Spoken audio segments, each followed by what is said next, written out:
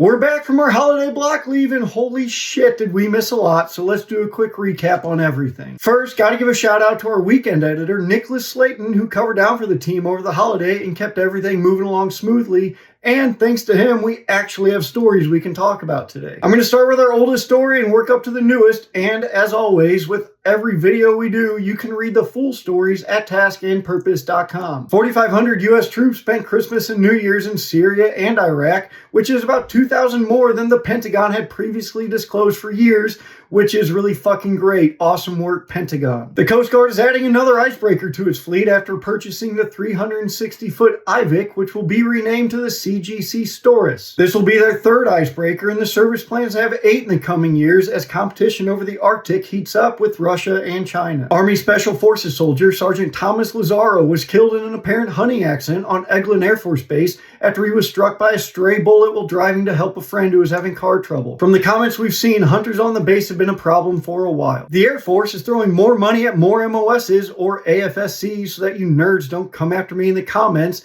in an effort to retain talented and experienced airmen. National Guard soldier Captain Eric Hart died on December 28th in Iraq in a non-combat incident which is currently under investigation. The drinking convictions of a Marine and Navy corpsman in the MARSOC 3 trial have been overturned, bringing an end to a nearly 6-year saga in the death of Green Beret Rick Anthony Rodriguez. Former President and Navy veteran Jimmy Carter died at 100 years old. Carter spent 7 years active in the Navy as an engineering officer, and the story of how he risked his life to stop a nuclear reactor from melting down is pretty cool, and you can read it in the story on our site. Army veteran Shamsud Din Jabbar is accused of killing 15 people in an attack on New Orleans on New Year's, and we got a service record, and you can also read that at the story on our site. We haven't published this yet, but we are working on a story on the Tesla Cybertruck that exploded in front of the Trump Hotel in Las Vegas. Reports are that it was rented by Matthew Allen Livelsberger, who also died in the explosion, and the Army has confirmed that he was an active duty special operations soldier. Whether this was another act of terrorism or that it's linked to New Orleans hasn't been confirmed yet as of this recording, so stay tuned on our story, which will be out later today. That's all we got for now, and we hope that everyone had a genuinely nice holiday season, and we're pretty excited to get 2025 started here. To read these stories and a lot more from the break that we didn't talk about, go to taskandpurpose.com and follow us right here for more news from the military community.